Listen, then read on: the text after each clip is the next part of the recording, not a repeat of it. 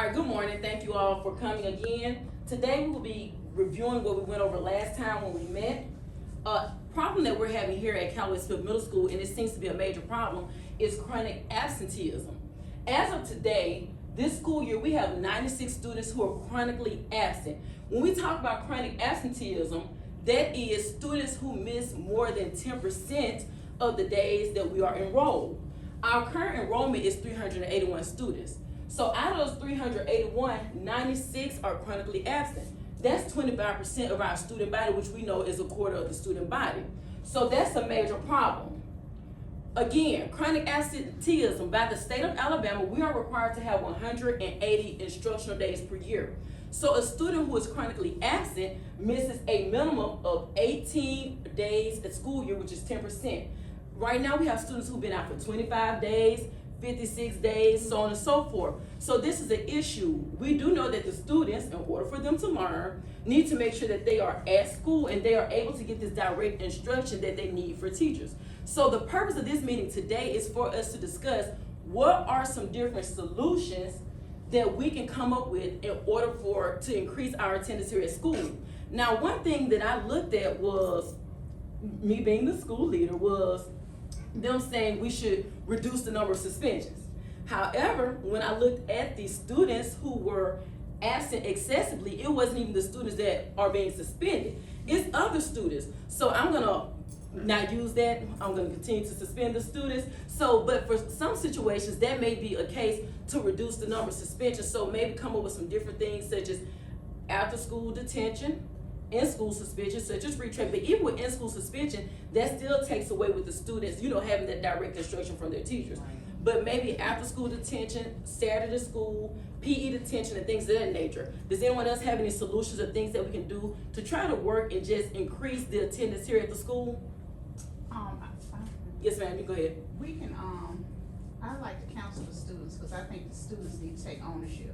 Okay. I know that, that's a parenting, issue too, but I feel like if the students, take ownership, at this particular age, since they're middle school students, they should be taking ownership for coming to school on time. And so if I counsel them and talk to them about the importance of being at school on time and coming to school regularly, maybe that would help.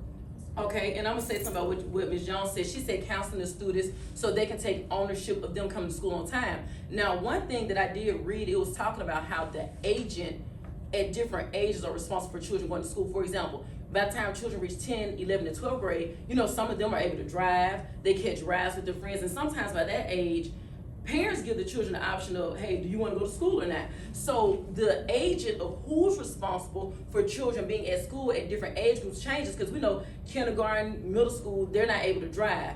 But if you counsel the children and talk to them, get them to understand the importance of them being here at school, then that could help. Thank you, Ms. Jones. Anyone else? Yes, just to piggyback off what you guys just said, in terms of the children, a lot of our kids are walkers. Okay. And so they're making the decision what time to get up, what time to make it to school. And I'm seeing that a lot of those kids are also chronically absent. So maybe if we can talk to a parent or talk to those kids about being present in the school day. And some of them, they are taking care of themselves. They're the parent in the home. Mm-hmm. And so some of them, they make it or they don't make it. It just depends on how the night went before. So I think that's an issue as well. Okay, let me say something. Thank you, Ms. Carter. Well, Ms. Carter made the statement that a lot of our students are walkers.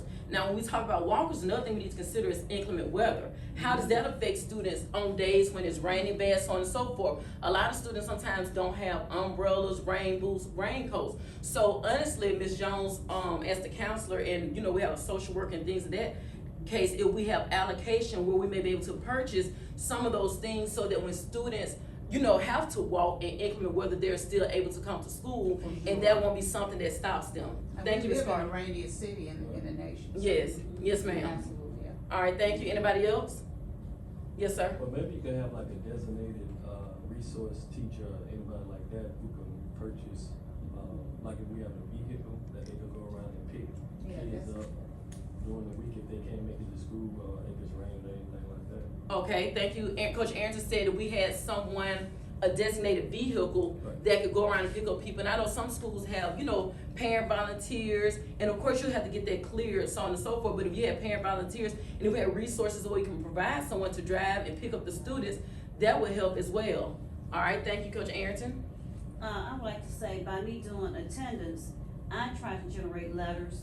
If they get, at least 3 absences, I would contact the parent and let them know in writing that once they get to 5, they may be getting a call from the truancy officer. Okay, all right, provide.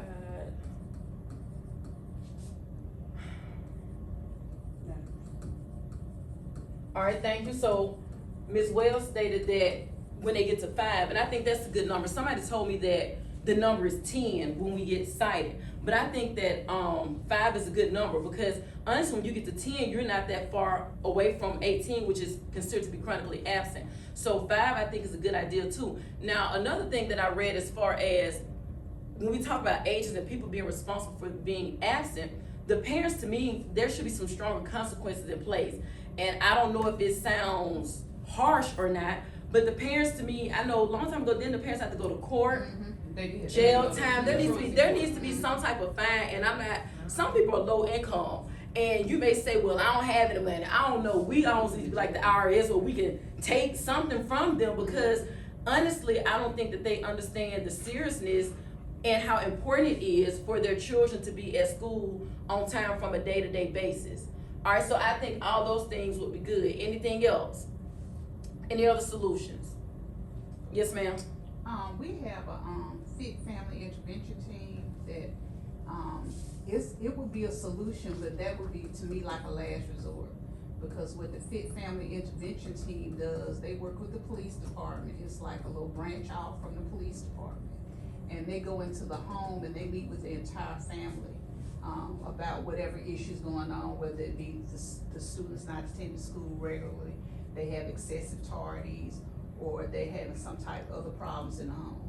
You know, of course, the family has to agree to meet with a fit family intervention team, but that is like a therapeutic counseling that they get, Okay. and that could be a solution. It's more like the social work Yes. construct. Mhm. Yeah. Yes. Well, I actually like that idea of the fit family. I know you said a last option, but I think that may actually be first, because I think with the fit family, they're going in and targeting the family, the parents, so on and so forth, and that's kind of really where the children get their guidance from. So the fit family may be something that we need to do first, and after by the time it's well sent out the letter for 5 absences, I would say maybe by the time they reach the 8th absence, most definitely the 10th, if we could refer them to this program, that would be great.